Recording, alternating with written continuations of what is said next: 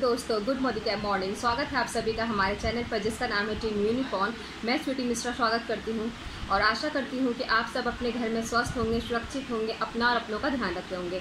तो चलिए दोस्तों, बात करते हैं ऐसे टॉपिक के बारे में जो कि बहुत इंपॉर्टेंट है और बहुत डिमांडिंग टॉपिक है। बहुत लोग जानना चाहते हैं कि हम अपना बिजनेस किस हिसाब से बिल्ड करें कि हमारा जो चेक है वो बढ़कर आए और हमारा बिजनेस वॉल्यूम भी बहुत अच्छा हो। तो उसके लिए हमें क्या क्या फॉलो करना है, कैसे कैसे स्टेप्स हैं जिसको हम फॉलो कर कर आगे बढ़ सकते हैं और अपनी टीम को गाइड कर सकते हैं कि वो भी अपना बिजनेस बहुत अच्छे से कर सकते हैं। तो चलिए वीडियो स्टार्ट करते हैं। हम जानते हैं सबसे पहला जो हमारा पॉइंट है वो है डिसीज़न मेकर। सबसे पहले हमें बनना डिसीज़न मेकर। अगर हम डिसीज़न मेकर बनते हैं यानी कि हर डिसीज़न को सबसे पहले हम लेते हैं और उसे अपनी टीम में फॉरवर्ड करते हैं कि हाँ आप भी डिसीज़न मेकर बनो, डिसीज़न लेना सीखो। और सबसे पहला डिसीजन, जैसे मैंने बात किया डिसीजन मेकर की, तो हमें सबसे पहले डिसीजन ये लेना है कि मोदी केयर हमें करना है फुल टाइम। यानी कि कोशिश ये करो कि बोलते हैं ना कि मोदी केयर करना बड़ी बात नहीं है, मोदी केयर को लगातार करते रहना बड़ी बात है ना। तो हमें मोदी केयर को सिर्फ करना नहीं है, मोदी केयर हमें लगातार करना है। कोई भी नेटवर्क मार्केटिंग है, अगर आपने डिसीजन नहीं बनाया हुआ है कि मुझे आगे बढ़ना है या फिर मुझे ये चीज़ करना है, किसी भी कीमत पे मैं हासिल करके रहूँगी, तो आप शायद डगमगा जाओगे अपने सपनों से, अपने ही मतलब कुछ चैलेंजेस देख के आप पीछे हो जाओगे। बट आप डिसीजन ले लेते हो यानी आप जिद्दी बन जाते हो अपने सपनों के लिए, तो कोई भी आपको पीछे नहीं छोड़ सकता और इवन खुद भी आप अपने चाह के भी अपने आप को पीछे नहीं कर सकते। तो डिसीजन लेना बहुत ज़रूरी है। तो सबसे पहले आपको डिसीजन लेना पड़ेगा कि आपको Modi care business full time या फिर दिल लगाकर, मन लगाकर और लॉयल्टी के साथ करना है कि नहीं। इसमें पहले आप सक्षम हो जाइए, यानी कि डिसीजन लीजिए। सबसे पहला पॉइंट होगा डिसीजन लेना। उसके बाद दूसरा पॉइंट आता है प्लानिंग। आपको हर मंथ अपने अप्लायंस से प्लानिंग करवा लेनी चाहिए। कोशिश कीजिए कि स्टार्टिंग मंथ के 1 या 2 तारीख को आप पूरे मंथ की प्लानिंग अपने अप्लायंस से करवा लीजिए कि हाँ मुझे किस हिसाब से काम करना है, मेरी टीम ऐसे चल रही है तो मुझे इसके लिए क्या करना चाहिए। ये सारी चीज़ें आप जानते हो और आपसे भी बेटर आपकी अपलाइन जानती हैं। तो कोशिश कीजिए कि हर महीने आप 2 तारीख या 3 तारीख के अंदर अपने अपलाइन के साथ आप बैठ के प्लानिंग कर लीजिए अपने फुल मंथ की। अब आपने प्लानिंग कर ली है, प्लानिंग के बाद आपको क्या करना है, शेड्यूल बनाना है। क्योंकि दोस्तों बिना शेड्यूल के अगर आप किसी भी फील्ड में काम करते हो, ये चीज़ आप भी जानते हो, अगर आपने टाइम मैनेज नहीं किया, अगर आपने शेड्यूल नहीं बनाया तो फिर कोई फ़ायदा नहीं है। क्योंकि आप ना उसके लिए टाइम निकाल पाएंगे, आप हर समय बस यही बोलेंगे कि मेरे बस की नहीं है, मैं नहीं कर सकता, मेरे पास टाइम नहीं है। सबसे बड़ा एक्सक्यूज़ होता है लोगों का कि मेरे पास टाइम नहीं है। बट आप ये जानिए दोस्तों कि जो बड़े बड़े जो यहाँ पे जो लोग हैं जिन्होंने इतना नाम कमाया है, चाहे वो सचिन तेंदुलकर हो, चाहे वो पीएम मोदी क्यों ना हो, या फिर चाहे XYZ किसी को भी आप ले सकते हैं, उनके पास भी 24 घंटे थे और हमारे पास भी 24 घंटे हैं। लेकिन ये फ़र्क है कि आप 24 घंटे को या तो सो के गवा दीजिए या तो फिर कुछ कर डालिए उसमें। तो ये बहुत ही बढ़िया डिसीजन है, बहुत ही अच्छा प्लेटफॉर्म है जहाँ पे आप अपने सपनों को पूरा कर सकते हैं। लेकिन उसके लिए आपको पहले डिसीजन लेना पड़ेगा, अपनी प्लानिंग करवानी पड़ेगी अपने अप्लायंस से हर मंथ। उसके बाद उस पर आपको शेड्यूल बनाना पड़ेगा, टाइम मैनेज करना पड़ेगा कि मैं कितना घंटा मोदी केयर को दे रही हूँ और वो जो दे रही हूँ आज वो एक्चुअल में मोदी केयर का ही है या फिर उस बीच में कुछ और भी काम कर रही हूँ। ये भी बहुत ध्यान देने वाली बात है। यानी अगर आपने मोदी केयर के लिए टाइम निकाला है तो उतना टाइम सिर्फ मोदी केयर का होना चाहिए, उस बीच आप कोई काम नहीं करेंगे। ठीक है दोस्तों, तो ये होगा टाइम मैनेजमेंट यानी शेड्यूल। शेड्यूल अपना बनाना ज़रूरी नहीं है, आपको अपनी टीम का भी शेड्यूल बनाना बहुत ज़रूरी है। क्योंकि आप अगर अपना शेड्यूल बना के मैनेज करके उनके लिए टाइम निकालते हैं बट वो आपको टाइम नहीं देते तो फिर कोई फ़ायदा नहीं है। इसलिए जो काम आप कर रहे हो आप अपनी टीम से भी करवाइए, शेड्यूल अपना बनाइए, अपनी टीम का भी बनवाइए। ठीक है, तो आपने शेड्यूल बना लिया। उसके बाद बारी आती है एक्शन की। उस पर आप एक्शन कितना कर रहे हो, यानी वो शेड्यूल जो आपने बनाया, जो आपने डिसीजन लिया, उस पर आप एक्शन ले रहे हो कि नहीं ले रहे हो। सबसे इम्पॉर्टेंट ये है। तो एक्शनेबल बनिए, एक्शन लीजिए, उस पर अपनी टीम को एक्शन लेना सिखाइए और उन सारे एक्शंस को डायरी में नोट कीजिए कि आज मैंने ये चीज़ें किया। या फिर अपने अपलाइन को आप अपडेट कर दे सकते हैं कि मैंने आज ये सब किया, इन्होंने मुझे ऐसे बोला, वो न्यू कंसल्टेंट उन्होंने मुझे ऐसे बोला, XYZ ऐसे करके आप अपने डाउनलाइन अपने अपलाइन से भी कंफर्म कर सकते हैं, कंसल्ट कर सकते हैं। ठीक है, तो उसके बाद बारी आती है विज़न की, विज़न बोर्ड की।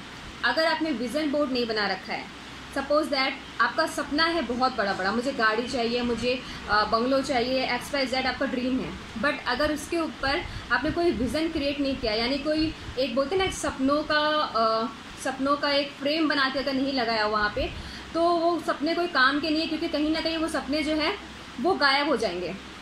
आपको लगेगा कि हाँ मैं सब कुछ करना चाहती हूँ, मैं इस डेट तक, इस मंथ में ये चीज़ अचीव कर लूँगी, लेकिन जब तक आपने उसको अपने सामने नहीं टांगा हुआ है, और वो सपने, ऐसे सपने जो आपको सोने ना दें, वही एक्चुअल में सपने होते हैं। क्योंकि सोते समय तो सपने सब कोई देखते हैं, बट ऐसा सपना जो आपको सोने ना दे वो इम्पॉर्टेंट होता है।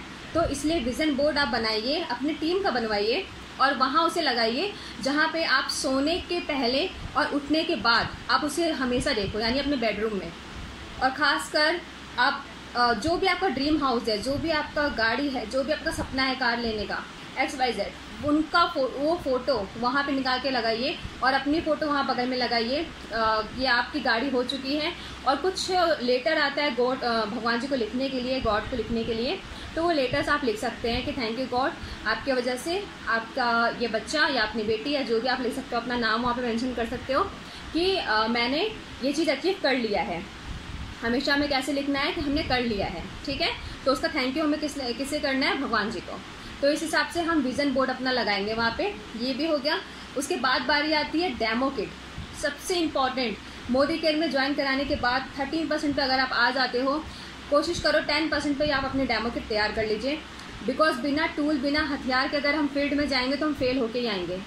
मोस्टली चांसेस ऐसा होता है कि हम लोगों के पास जाते हैं और जब हम अपना डेमो दिखाते हैं उन्हें, तो डेमो देखने के बाद वो इतने इम्प्रेस हो जाते हैं कि वो 50% राज़ी हो जाते हैं हमें सुनने के लिए। तो डेमो किट बहुत इंपॉर्टेंट है। डेमो किट एक टूल का काम करता है हमारे फील्ड में। तो अपना डेमो किट तो बनाइए और संग संग अपने डाउनलाइंस का भी डेमो किट बनवाइए और उनसे भी कहिए कि आप भी अपने डाउनलाइन का डेमो किट बनाओ, तैयार करवाओ, ठीक है। उसके बाद बारी आती है, हर मंथ आपका बीवी जो है वो प्लस होना चाहिए। प्लस का मतलब, मान लीजिए मेरा इस मंथ का बीवी है, बीवी मतलब बिजनेस वॉल्यूम अगर है 1 लाख, तो आपका जो है वो 1,01,000 एटलीस्ट होना ही चाहिए नेक्स्ट मंथ। कम से कम 1,01,000 आपका होना ही चाहिए। यानी कि कभी भी जो बिजनेस आपने लास्ट मंथ में किया है वो कभी भी फेल नहीं होना चाहिए, ठीक है। वो आपका हमेशा आगे बढ़ेगा, यानी 1 पॉइंट भी अगर आगे बढ़ रहा है दैट मीन्स आपका बिजनेस ग्रो हुआ है। भले 1% से भी हुआ है बट ग्रो हुआ है, वो लॉस में नहीं गया। लेकिन अगर वो 1% भी लॉस में जाता है तो वो सोचने वाली बात है। तो आप लोग कोशिश कीजिए कि आपका बिजनेस जो है वो 1% भी अगर फ़ायदे में, यानी कि बेनिफिट के हिसाब से अगर बेनिफिट की तरफ से जा रहा है, अब जा रहा है, 1% भी अब जा रहा है तो बहुत अच्छी बात है। कोशिश कीजिए आप 10% लेके जाइए, 50% लेके जाइए, बट अगर 1% भी जा रहा है तो अपने आपको अप्रिशिएट कीजिए कि हाँ आपका बिजनेस कम से कम डाउन नहीं गया। यानी हर मंथ आपका बीवी जो है वो 1% से प्लस होना चाहिए। एक भी बीवी ज़्यादा है तो अच्छी बात है, लेकिन नेगेटिव नहीं होना चाहिए, कम नहीं होना चाहिए, ठीक है।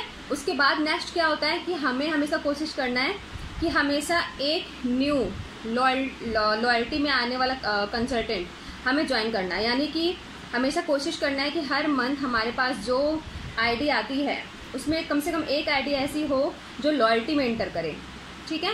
बहुत इंपॉर्टेंट है, क्योंकि अगर हम लॉयल्टी उठवाते हैं तो ज़्यादा से ज़्यादा उनके पास सामान होता है, ताकि वो नॉलेज, ज़्यादा से ज़्यादा नॉलेज होता है, ज़्यादा से ज़्यादा वो प्रेजेंटेशन कर सकते हैं, ज़्यादा से ज़्यादा वो डेमोस दिखा सकते हैं, उनके पास क्वांटिटी ज़्यादा होती है, वैरायटी ज़्यादा होती है, तो सेलिंग भी उसी हिसाब से ज़्यादा होती है और बिजनेस वॉल्यूम भी बहुत अच्छा होता है और आपका चेक तो ऑटोमेटिकली फिर अच्छा बन ही जाएगा एट लास्ट, ठीक है। तो आपको क्या कोशिश करनी है कि हर एक मंथ में आपको 1+ करना है अपना लॉयल्टी, ठीक है। नेक्स्ट आपका आता है एक्शन, डू इट नाउ। हमेशा हमें क्या करना है, डू इट नाउ के हिसाब से काम करना है। यानी कि अभी हमें क्या करना है, जैसे अभी कोई भी डिसीजन हमने लिया या फिर कोई भी लॉयल्टी प्रोग्राम या समथिंग, कुछ भी अभी तक जो भी सीखा उसको हमें अभी के अभी अप्लाई करना है। यानी कि डू इट नाउ का मतलब क्या हुआ, हमें अभी वो काम करना है। ये नहीं कि मैंने आपको कोई ट्रेनिंग दिया या फिर कुछ भी समझाया और आप उसे समझ के आप उसे छोड़ के भाग गए, या फिर आपने समझा और आपने उसे अपने टीम में डुप्लीकेट नहीं किया या फिर फॉलो नहीं करवाया, तो कोई फ़ायदा नहीं है, वो आप सुनोगे फिर भूल जाओगे, ठीक है। तो आपको कोई भी चीज़ सिखाई जा रही है आपके टीम के थ्रू या आपके अपलाइन के थ्रू, तो उसको आपको क्या कब करना है, अभी के अभी करना है, ठीक है। कोई भी स्कीम आ रहा है, कुछ भी आ रहा है, तो आपको उसको अभी के अभी फॉलो करना है। और डू इट नाउ का मतलब यही हुआ कि आपको अभी करना है। एंड लास्ट में जो आता है वो आपका आता है SW5 फॉर्मूला। अगर आपको कभी भी ये लगता है कि मोदी के मेरे बस की नहीं है या फिर मैं नहीं कर सकती या फिर लोग मेरे से नहीं जुड़ते, तो आप बस SW5 जो फॉर्मूला है उसको याद रखना है। वो फॉर्मूला होता है some will some won't so what somewhere someone is waiting so start working. तो इसका मतलब क्या हुआ कि कुछ लोग आएंगे, कुछ लोग नहीं आएंगे, तो क्या हुआ, कहीं ना कहीं कोई ना कोई आपका इंतज़ार कर रहा है, तो वर्क करना स्टार्ट करो। तो अगर कभी भी आपको फीलिंग्स आती है कि मुझे छोड़ना है मोदी केयर, क्योंकि किसी भी नेटवर्किंग में कोई भी फेलियर नहीं होता, हमेशा क्विटर्स या सक्सेसफुल इंसान होते हैं। तो वो होते हैं या तो छोड़ के चले जाते हैं, या जो टिक जाता है वो सक्सेसफुल इंसान कहलाता है। तो अगर आप टिक जाते हो तो हमेशा जाहिर सी बात है आगे जाके आप सक्सेसफुल होने वाले हो, भले कछुए के चाल से चलोगे तब भी। लेकिन अगर आप छोड़ के भाग जाते हो तो कुछ नहीं होने वाला आपका, ठीक है। सो ये 12 स्टेप्स थे, 12 पॉइंट्स थे, जिसको आप फॉलो करोगे तो आप अपनी टीम में अपना बिजनेस वॉल्यूम बढ़ा सकते हैं, अपना चेक बढ़ा सकते हैं। So thank you so much. और आपको अगर मेरा वीडियो अच्छा लगा तो आप अपने फ्रेंड्स से शेयर कर सकते हैं, सब्सक्राइब कर सकते हैं, लाइक कर सकते हैं। सो मिलते हैं अपने नेक्स्ट वीडियो में नेक्स्ट टॉपिक के साथ। Thank you so much.